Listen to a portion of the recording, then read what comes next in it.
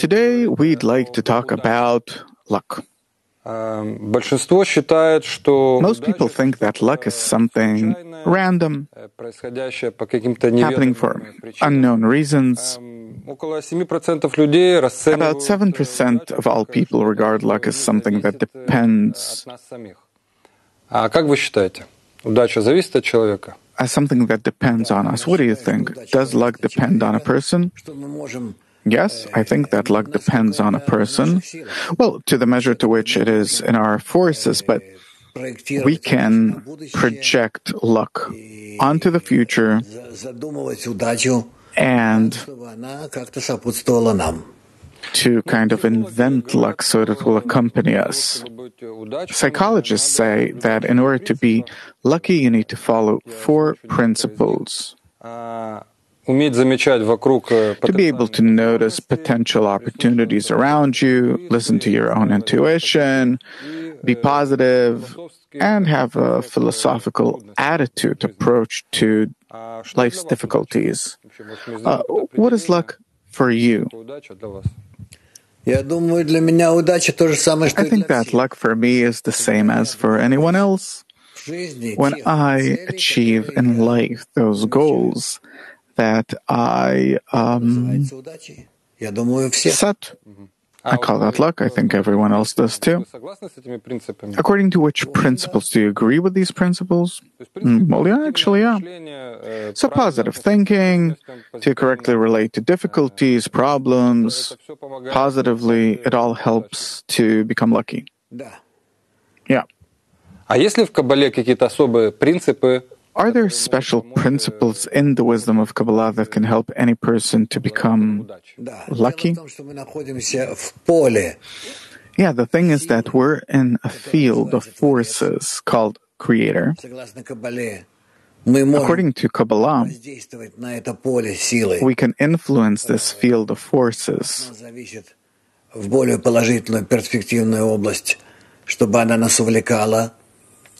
That it depends on us whether it will appeal to us or not, more or less, and that it will correspond with our goals. Therefore, luck, in this regard of the word, Kabbalah sees as the realization of the correctly set conditions. And what are these conditions? It's that I want to come closer to other people and through them to come closer to the Creator, to reach a state where personally, besides that closeness and good thoughts of others and through them to the Creator, that I don't need anything else besides that.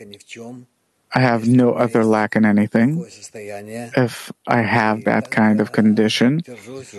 And this is how I live my life and develop. By the way, many researchers in psychology say that lucky people are social, they're extroverted, interaction with other people energizes them, making new connections. In short, there's a direct connection between luck and relations with other people. Well, actually, yeah, humanity understood this kind of a long time ago, that if you want to be happy, it depends on a person.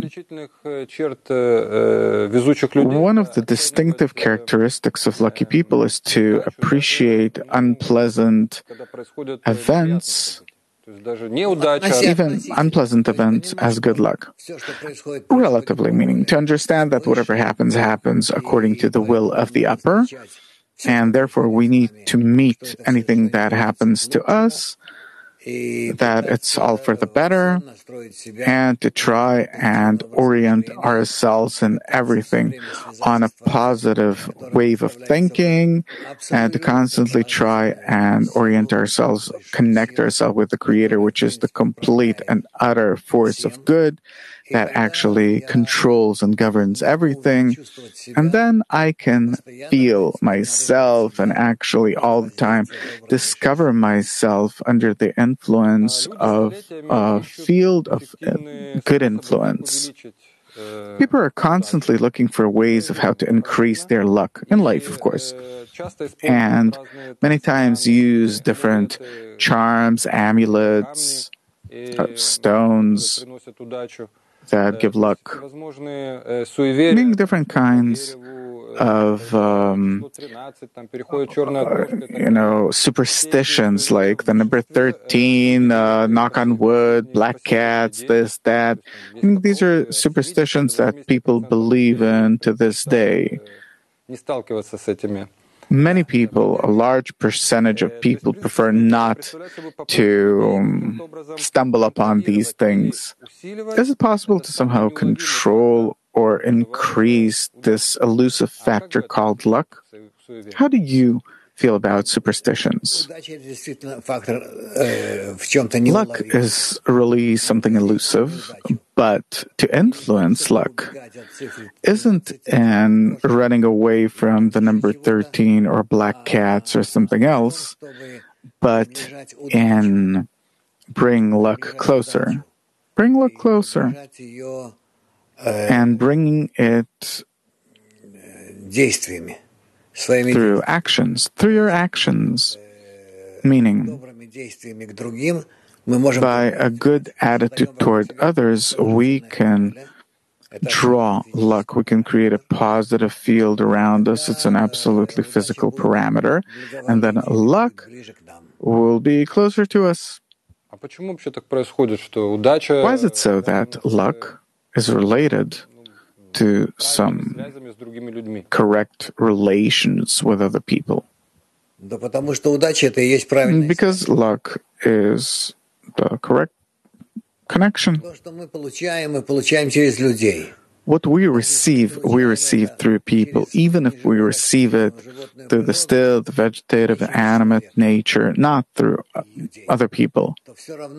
Then, nonetheless, it depends on people. And if we orient ourselves correctly toward other people, meaning we advance toward them with good forces, not only that we neutralize any bad occurrences in relation to them, but we also arrange nature to be good toward us. So I can't be lucky by myself, but only through being connected to other people. Well, we actually exist in a tremendous society. Yeah, it's a tremendous organism, humanity, but, it's like all clear. But in practice, we see that it doesn't work that way. What do you mean? Because people can't, most people are unlucky, they're miserable.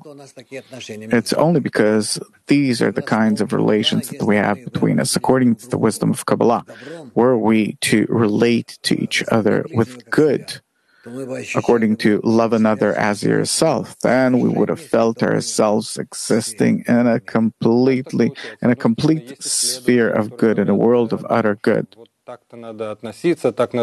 are some that say that, okay, we say that this is how we need to relate to things because people understand this, but there's something standing in our way. It's our ego that's standing in our way. Standing in our way so much so that I don't need any luck. Better not go against my ego. It's very hard to live that way. But you see, people, they somehow come to terms with it. Psychologists say that lucky people, when there are unfortunate events, they tell themselves that things could even be worse, and therefore, no. I don't think that running away from correctly working with your ego will lead us to any kind of good life. We need to nonetheless think about how do we ascend to a degree that is above our ego, and then we'll have it good. But to run away from different egoistic corrections and interferences, disturbances, this isn't correction. It's not the path toward a better life.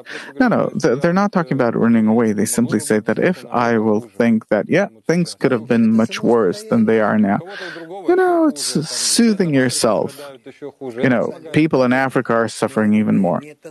Probably. But it is not a method for correcting the situation. It's just psychologically calming yourself down. Can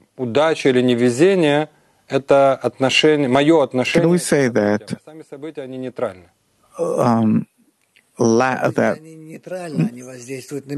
unfortunate events, it's the way I see it, but the events themselves are neutral? Look, I can't say about something that it's neutral in relation to what? In relation to me. Then neutrality disappears then. Meaning the events themselves could be different, plus, minus. Yes, only it's the way that I grasp them. You perceive them in relation to yourself, and therefore another can perceive it as something positive, and you in relation to yourself see it as negative. Researchers say that a person can create luck through positive actions, thoughts, words. Do you agree? It's in relation to that he can create around himself a certain kind of matrix, that this good, this bad, this better, this worse, etc. And then that way to determine his situation. There's nothing absolute about it. It's only relative. There are those that suffer tremendously from our point of view, in prisons and hospitals, you name it. But if you talk to them or other people, then they will tell you, no, it's a normal state, we can live in it, and we do. So there's a problem here. To think positively, to tell people good things, to give compliment, it helps, on the one hand. On the other hand, it doesn't correct the situation. It only calms it down. If you cover a certain state with honey, maybe it'll become a bit sweeter, but eventually the bitterness itself of that which exists under what you covered it with won't change. Okay, what does correct things then? You need to correct the root of the situation. That the situation itself will not be able to ever appear as evil. What do you mean by root? The root is our ego. Only if we annul it can we feel ourselves existing above it. Meaning in a world of utter good, love, light, etc. Meaning the ego is our intention. It is our intention, and it is all the evil in the world. And it depends only on man. Meaning thoughts and words is only something, it's a kind of external envelope of the ego. Right. I can say good words, nice things, do nice things, but this might not necessarily correspond to my heart, to my desires. All right. What's the difference between luck and fate? Is there a connection? Actually, sometimes these two parameters are confused. Luck is that which we can say about that it didn't appear to be possible, and suddenly it did. I didn't think that I'd win. I didn't even think about it. And suddenly it turns out that I won. By chance, I passed the test, or without preparing myself. I got a special job or something and was able to carry it out, etc. Meaning luck is defined in terms of it's that we didn't necessarily prepare ourselves for that. situation, and suddenly that's how it turned out. It comes from the upper providence. Fate is that something was, can we say that fate is something that was supposed to happen were I not to interfere in the process of development? How can you know how to interfere or not interfere? It's very hard to say. I can never say that, oh, now I interfere in it and it's supposed to happen this way, and were I not to interfere, it would have happened another way. Can we say that luck builds fate? Because it depends on a person, meaning that if I'm lucky, I build my fate and it will be different. Yeah, but you don't build the luck itself. Luck simply appears in your actions, even though that you don't exactly know how to come to it. Yeah, but we say that it happens consciously, that it's not something that comes from above just so, but it is a kind of answer to my efforts. Нет? No. Luck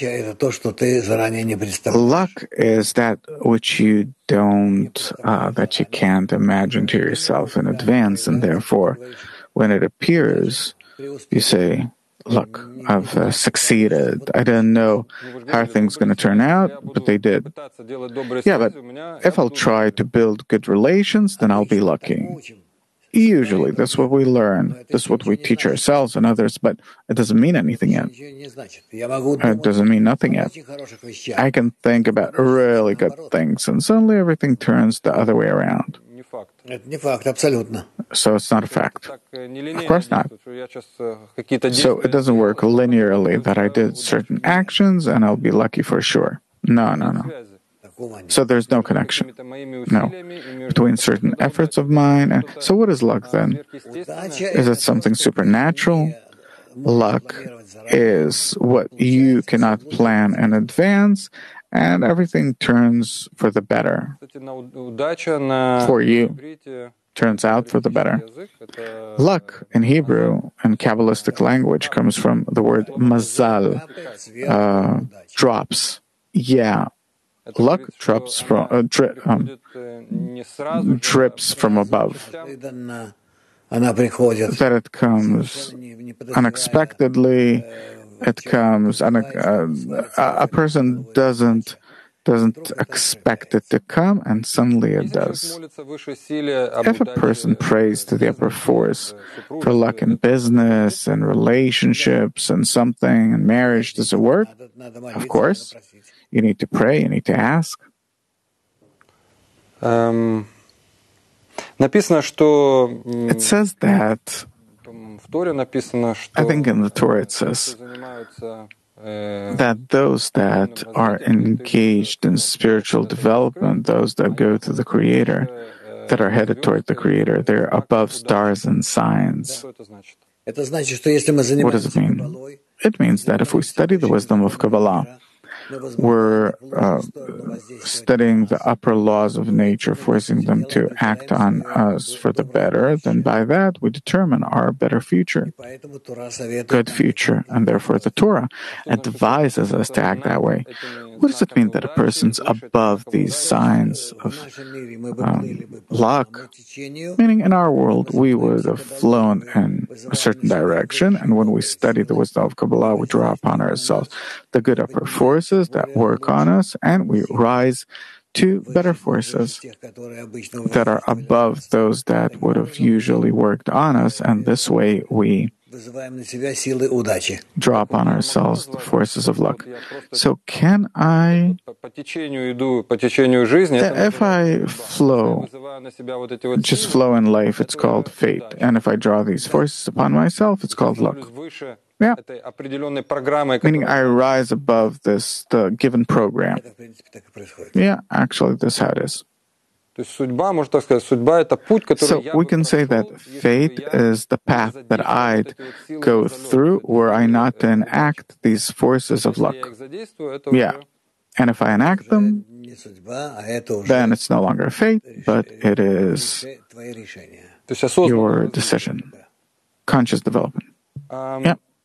Once I heard you say that any person feels that there are good periods in life, there is a series of misfortunes. What does it depend on? Look, I can't say. It all depends on the upper providence, on providence. When it comes to a person and gradually awakens degree by degree, state by state, and then a person no longer knows how to act. He sees that he's under a series, under a flow that is taking him someplace, maybe even toward, bad waters. And could be the other way around. Serene waters, good waters. In a series of bad luck, what can a person do? Take a Kabbalah book and read and read and read. Does it help? Yes, by that a person draws upon himself the upper light, the light of good. Only that can help. And to be connected with other people, he'll read about it there. But the thing that acts the most, it's not connection with other people. Who knows who those other people are, the relation, who is his environment. But a Kabbalistic book, it always works. Well, there's personal misfortune, and there's something that happens to all of mankind. Yeah, countries, cultures, there are certain dates that are good for every person, every nation, every country, all of humanity, and those that are not good. And therefore, we differentiate, we tell them apart. So what then? In bad dates, not to be engaged in any really serious matters. Not to get married, for example, not to... there are many things. So there are special dates where it's recommended not to. Of course. This is where the days of the week came from. 1st, 2nd, 3rd, 4th, 5th, 6th, 7th, which is the Saturday, on which it is forbidden to do anything. On the 7th day, if you do something, don't wait for any kind of luck from it. It will bring you no luck, even if you don't see it immediately. Many years later on, it will accumulate and will appear as something bad. What's special on that day?